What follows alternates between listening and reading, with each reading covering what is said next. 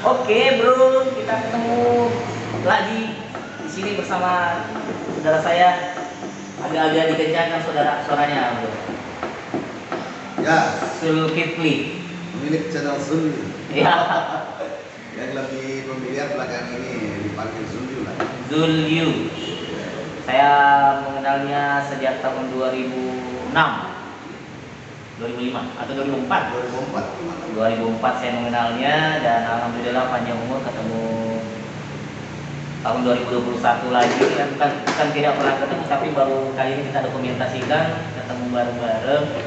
Dia sehari-harinya sebagai ASN tetapi nyaris tak terasa kalau dia seorang ASN karena dia banyak berorganisasi, banyak berkumpul dengan komunitas-komunitas, kerja sosial lah mungkin. bekerja sosial, ya hampir semua organisasi yang ada di Parepare dia ada di situ. Zulkifli Farid, ya. Ini kita ketemu baru pertama kali ketemu dengan betul-betul merencanakan ketemu. Kalau kemarin ketemunya di jalan, ketemu di mana? Berpapasan saja. Berpapasan dengan waktu yang mungkin tidak tepat sehingga masing-masing punya kesibukan. Nah sekarang ini kita ketemunya di hari Minggu, jadi saya masih dan di sela-sela waktu kesibukannya berakhir pekan bersama dan nyantai di channelnya beliau itu nyabar ya, nyantai berkualitas, berbincang-bincang. Iya. Satu hal yang menarik dari saudara saya ini, teman saya ini, dia senangnya berdiskusi, ya, tentang apapun, ya.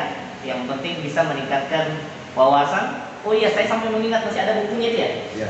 Buku istilah-istilah atau apa yang pernah materi retorika ya? Ilmu komunikasi sebelumnya. efektif. Ya, dia banyak membaca buku tentang itu. Masih sampai sekarang. Masih sering lah ya bawa materi ilmu Untuk ini saya yang mau ini kita diskusi loh, bukan saya yang menjadi hostnya. berarti bisa ada feedback ya? Bisa. Ini kita diskusi ya, jadi video ini kita akan simpan di YouTube. Ini tanggal 28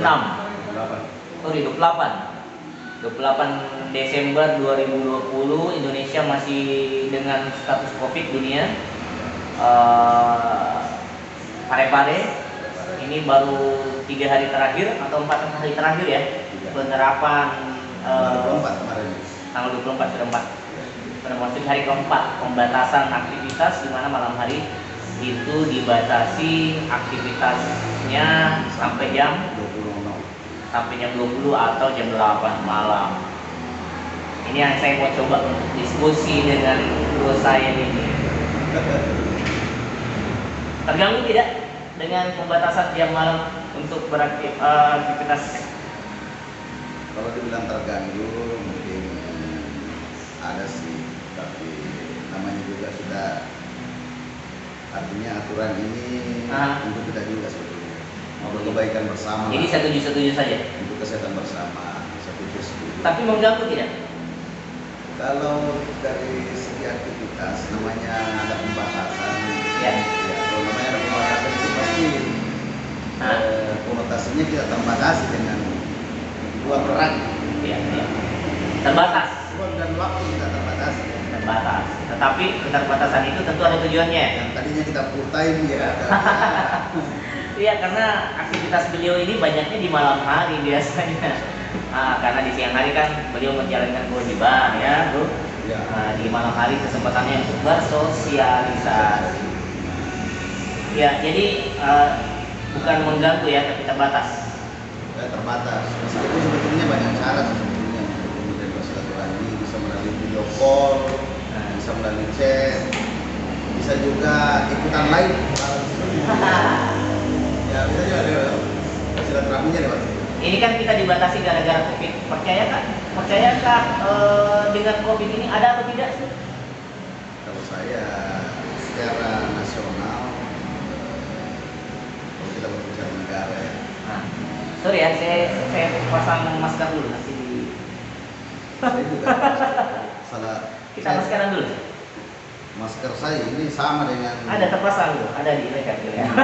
saya selalu sengaja simpan di sini ya supaya memudahkan untuk membuat. Iya, iya. Mengenakan masker dengan baik karena kita ini lagi berdekatan jadi kita menggunakan masker ya. Bagaimana itu tadi percaya dengan COVID? Kalau saya menganggap bahwa itu adalah sebuah simbol. COVID itu adalah sebuah simbol virus. Aha.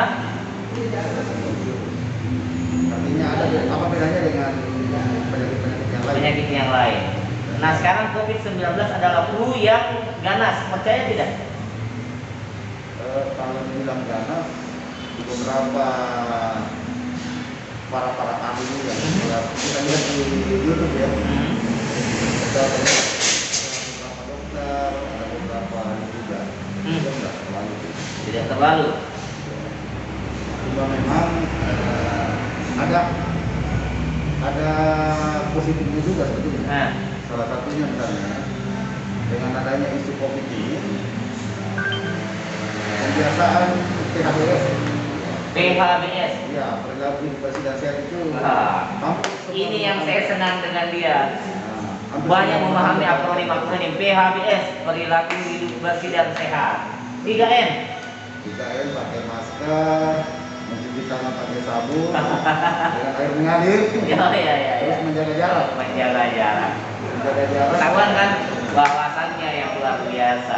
Jadi virus COVID ini adalah sebuah virus yang nyata, tetapi tidak perlu terlalu takut. Ya, itu yang kesimpulannya. itu yang saya ingin katakan bahwa saya menganggap ini tidak serius dalam artian jangan terlalu ditanggapi serius. Aha. Karena semakin serius kita semakin Imun.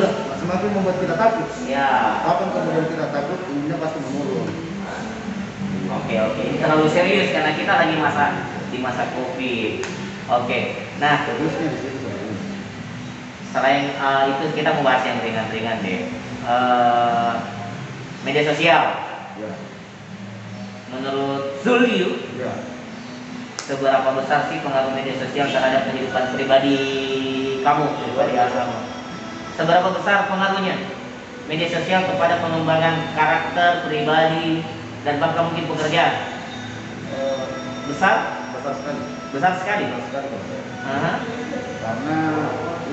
Karena di media sosial itu adalah salah satu sumber informasi yang paling jangankan ya baru bangun saja kadang orang yang sudah punya istri bukan istrinya dicari, orang yang sudah punya anak bukan anaknya dicari karena justru HP-nya yang di belakang bantal. Ini rahasia pribadi.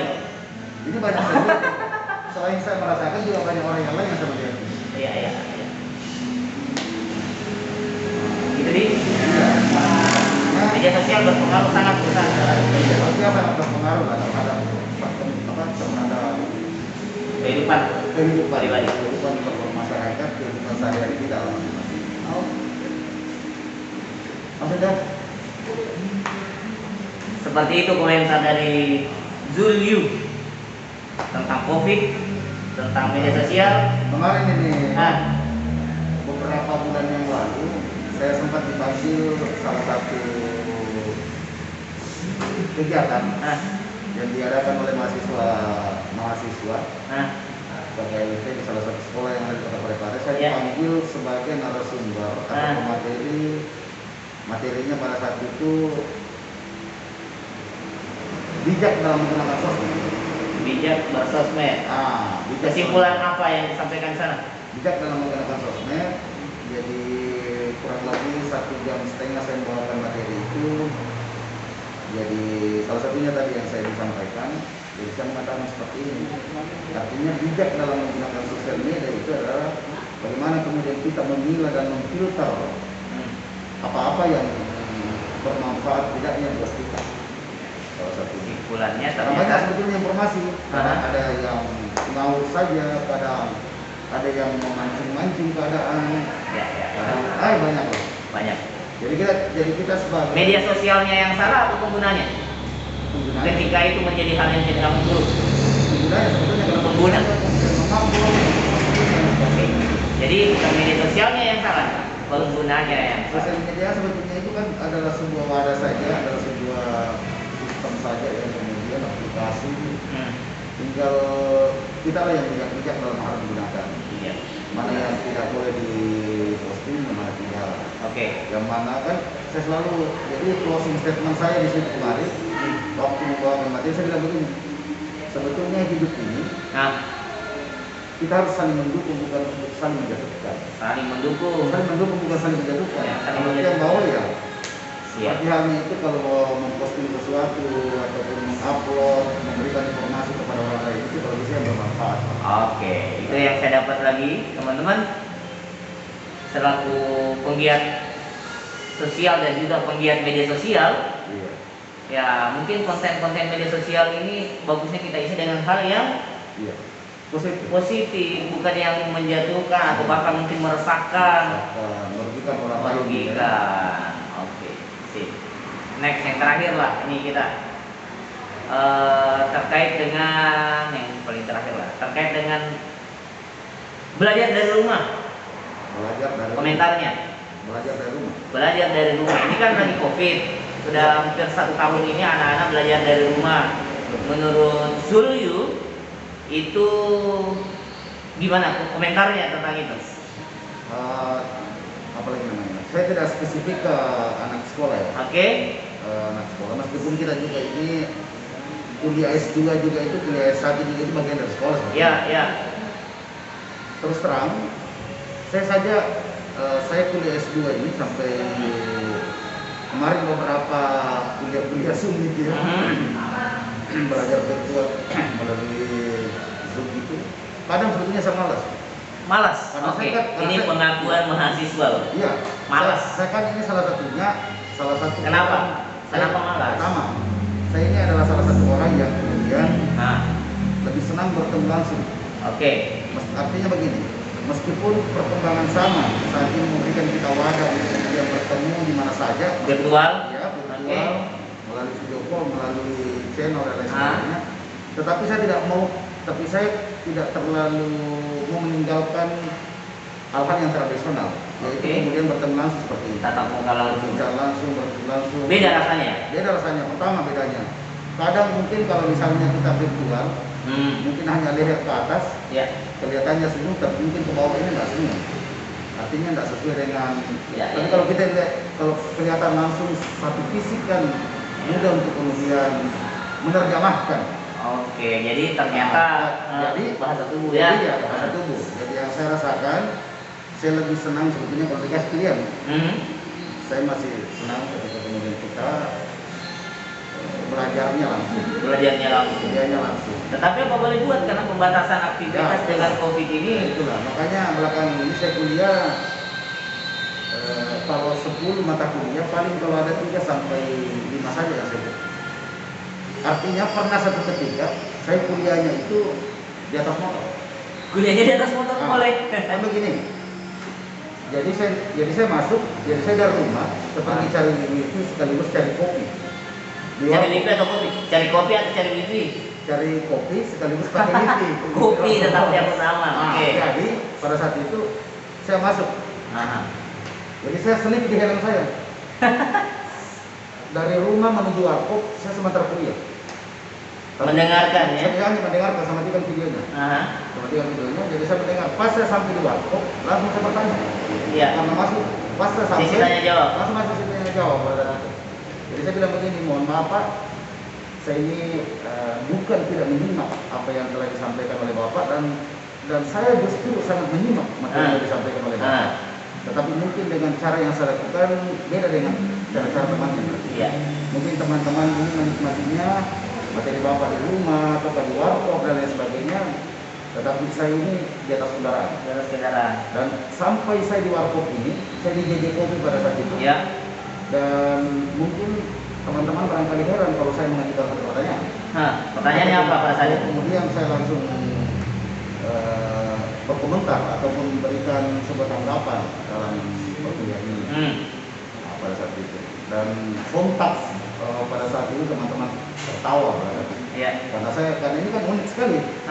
Kuliah di atas kendaraan terus kemudian diselip di helm. Itu tidak safety riding loh. Itu kan jarang sekali. itu berbahaya menurut saya tuh. Apanya Bapak? Menggunakan alat komunikasi dalam Iya, kesempatan berkendara. betul. Tetapi saya Ini jangan dicontoh ya. jangan dicontoh. Tetapi Cuma ini menjadi sebuah itu salah hal satu yang hal unik. yang saya Hanya dilakukan oleh profesional ya. kenapa pertama pertimbangan saya tidak mau tertinggal dengan materinya Bapak. Betul. Di satu sisi itu ya. Kedua, karena kuota sudah mau habis, jadi saya harus cari warkop gitu untuk kemudian menikmati sekali kopi sekali. Modus modus untuk dapatkan kopi dia cari alasan menggunakan wifi. Oke. Artinya memang ada plus minusnya. Ya. Kalau di tengah pandemi saya pikir tidak ada masalah. Ya. Tidak ada masalah. Artinya ketika memang itu berlakukan seperti itu, kita harus mau tidak mau kita harus. Oke. Ya, jadi kesimpulannya bahwa pembelajaran online ini sebenarnya karena ini kan hal yang baru ya. Bukan saya katakan tidak efektif. Tidak efektif, tetapi ternyata kurang berasa menurutnya.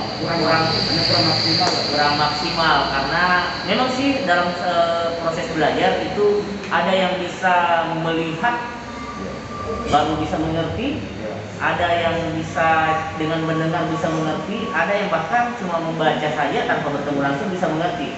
Nah mungkin ini salah satu yang brosur ini, sulju ini yang nanti harus bertemu langsung baru bisa memahami dan mengerti. Artinya ini adalah satu hal yang saya rasakan. Saya ada beberapa hal lain yang dirasakan oleh teman-teman yang sama dengan saya. Ada juga yang kadang teman-teman kuliah terus dia tetap melakukan aktivitas menggoreng di dapur kan gitu. Ya, tetapi apa yang terjadi? Iya, yang begitu. Artinya kelihatannya dia ikut mata kuliah itu tapi tidak konsentrasi, tidak fokus. Karena dia dia beraktivitas lain juga. Iya. Oke, itu. Jadi kesimpulannya artinya saya menganggap ya kadang saya berpikir ini hanya saya memikirkan atau merasakan. Kadang saya bilang begitu dalam hati. Ini sepertinya kayak pencitraan saja. Formalitas saja. Iya, pencitraan saja dalam artian kelihatannya saja orang sudah virtual, tetapi tidak maksimal di situ. Tantangannya di situ. Bagaimana jika seorang pengajar, seorang peserta didik atau mahasiswa harusnya jangan menyerah dengan keadaan, tetapi bisa cepat menyesuaikan keadaan. Saya kira itu yang dibutuhkan, bro. Ya, terus yang kedua kelemahannya. Kelemahannya begini. Kadang ketika kita bertanya pada saat kita kuliah seperti ini kan kalau kita kuliah ada yang namanya konsumsi ini ya kan? Ya. Konsumsi apa lagi namanya? Artinya kadang kita bertanya itu karena kita bertanya ke dosen itu kadang belakang saja. Ya. Tapi karena ini bagian dari konsumsi ini ya kan? Nah itu terkadang terbatasi kita punya ini karena jangan sampai teman-teman lagi ini Zoom ini bertanya ini ngawur ataupun sembarang saja akhirnya dia rekam suara kita. Terus kemudian dipelintir lah. Ini yang bahaya sebetulnya. Beda kalau kita dipotong-potong ya, kayak beberapa hoax yang terjadi. Harusnya ada rangkaian video yang utuh tapi dipotong-potong sehingga mengubah inti dari hal yang disampaikan. Jadi itulah kemudian diupload, diposting dan lain sebagainya. Akhirnya kemudian memunculkan lagi polemik. Ya, tapi balik lagi sih sebenarnya bro, itu terjadi jika motivasi dari orang pengguna media sosialnya yang salah. Makanya saya bilang tadi, memang ada kita harus bijak dalam menggunakan sosial media. Oke. Tapi kan kembali lagi ke masing-masing orangnya. Kadang memang ada yang mencari-cari kesalahan orang, ingin merugikan orang lain tanpa kemudian memikirkan dirinya sendiri bahwa bagaimana ketika saya seperti itu. Ini luar biasa ini komentar calon sekda Parepare ini teman-teman. Kritis, wawasannya luas dan ya itu karena dia sering membaca, kesenangannya dia membaca, saya tahu sekali, mengikuti perkembangan. Dan yang terakhir yang paling utama adalah beliau ini, saudara ini sangat terbuka untuk berbagi dengan orang lain. Itu yang menarik darinya. Oke, ini saya dengan beliau ini kalau berdiskusi, biasa kita berdiskusi sampai mulai jam berapa ya? Biasa mulai jam 10 sampai Jam 10 malam sampai jam 3 subuh itu tidak terasa biasanya. tidak terasa diskusinya. Itu di malam hari waktu kita masih jomblo-jomblo ya. Tapi ya ini karena kita terbatas, makanya diskusinya sangat jarang, bahkan ini mungkin ini beberapa kali saja ya. Tapi itu tidak mengurangi pertemanan saya dengan Julio ini, yang insya Allah video ini kita akan jadikan kenangan 5 atau 10 tahun yang akan datang. Siapa tahu beliau sudah jadi kepala dinas atau sudah jadi sekda, kita akan buka lagi video ini. Terima kasih. Assalamualaikum.